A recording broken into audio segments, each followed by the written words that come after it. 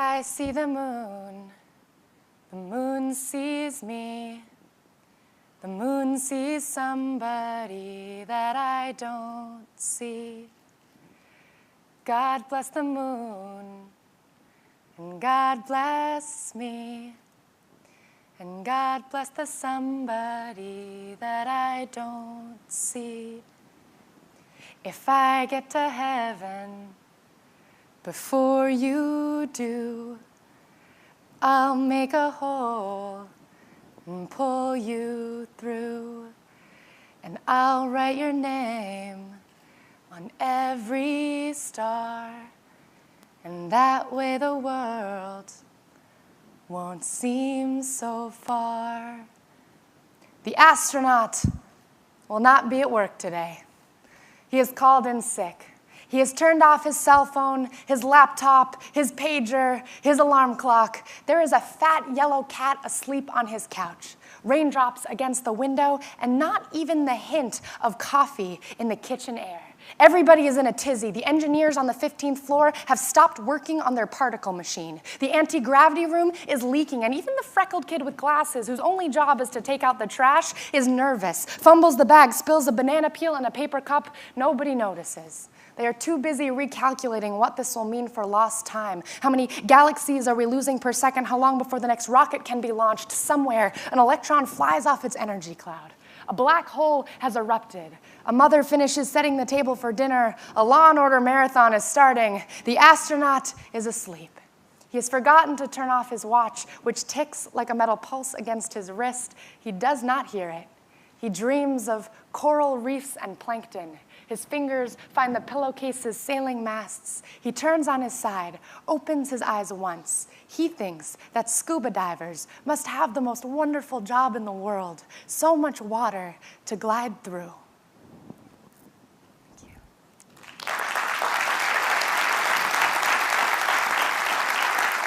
Thank you. Thank you. When I was little, I could not understand the concept that you could only live one life. And I don't mean this metaphorically. I mean, I literally thought that I was going to get to do everything there was to do and be everything there was to be. It was only a matter of time. And there was no limitation based on age or gender or race or even appropriate time period. I was sure that I was going to actually experience what it felt like to be a leader of the civil rights movement, or a 10-year-old boy living on a farm during the Dust Bowl, or an emperor of the Tang dynasty in China. My mom says that when people asked me what I wanted to be when I grew up, my typical response was princess, ballerina, astronaut. And what she doesn't understand is that I wasn't trying to invent some combined super profession. I was listing things I thought I was going to get to be: a princess and a ballerina and an astronaut. And I'm pretty sure the list probably went on from there. I usually just got cut off. It was never a question of if I was going to get to do something so much as a question of when.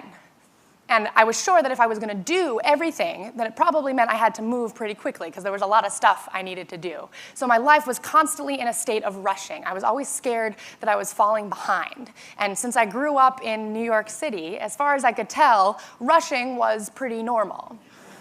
But as I grew up, I had this sinking realization that I wasn't going to get to live any more than one life. I only knew what it felt like to be a teenage girl in New York City, not a teenage boy in New Zealand, not a prom queen in Kansas. I only got to see through my lens. And it was around this time that I became obsessed with stories, because it was through stories that I was able to see through someone else's lens, however briefly or imperfectly. And I started craving hearing other people's experiences, because I was so jealous that there were entire lives that I was never going to get to live, and I wanted to hear about everything that I was missing.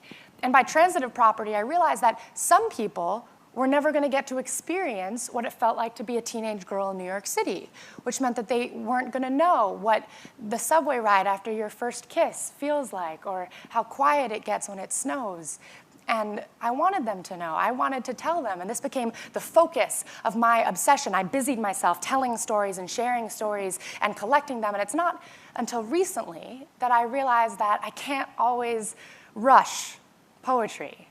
in April for National Poetry Month, there's this challenge that many poets in the poetry community participate in, and it's called the 30-30 Challenge.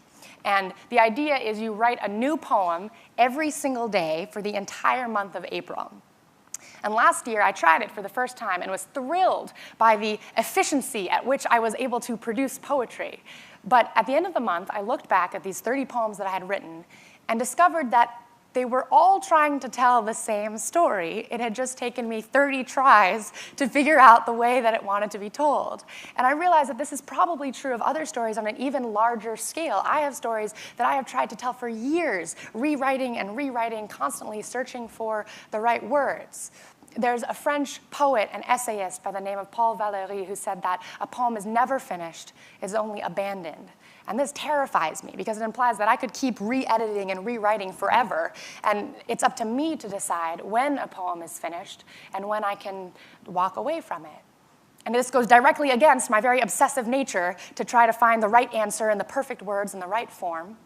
And I use poetry in my life as a way to help me navigate and work through things. But just because I end a poem doesn't mean that I've solved what it was I was puzzling through.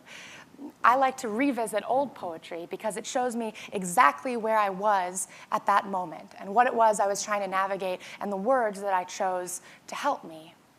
Now, I have a story that I've been stumbling over for years and years, and I'm not sure if I found the perfect form or whether this is just one attempt and I will try to rewrite it later in search of a better way to tell it, but I do know that later when I look back, I will be able to know that this is where I was at this moment, and this is what I was trying to navigate with these words here in this room with you. So, smile.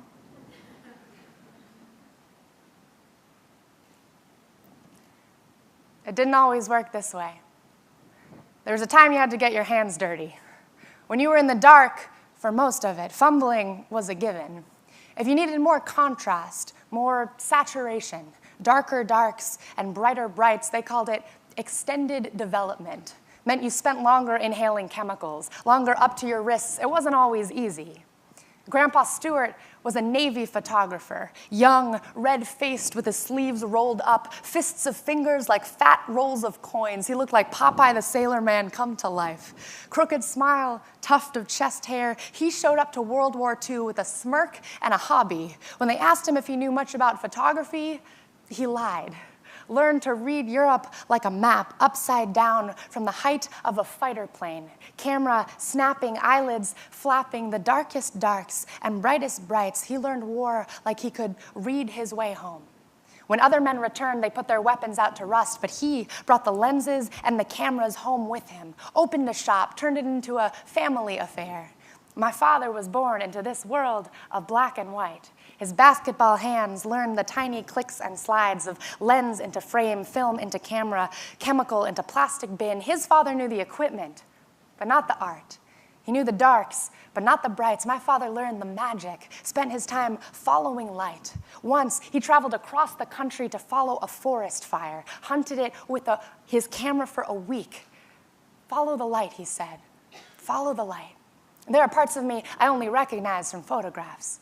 The loft on Wooster Street with the creaky hallways, the 12-foot ceilings, white walls, and cold floors. This was my mother's home. Before she was mother, before she was wife, she was artist. And the only two rooms in the house with walls that reached all the way up to the ceiling and doors that opened and closed were the bathroom and the dark room. The dark room she built herself, with custom-made stainless steel sinks, an 8x10 bed and larger that moved up and down by a giant hand crank, a bank of color-balanced lights, a white glass wall for viewing prints, a drying rack that moved in and out from the wall. My mother built herself a dark room, made it her home, fell in love with a man with basketball hands, with the way he looked at light. They got married, had a baby, moved to a house near a park. But they kept the loft on Wooster Street for birthday parties and treasure hunts. The baby tipped the grayscale, filled her parents' photo albums with red balloons and yellow icing. The baby grew into a girl without freckles, with a crooked smile, who didn't understand why her friends did not have dark rooms in their houses, who never saw her parents kiss, who never saw them hold hands.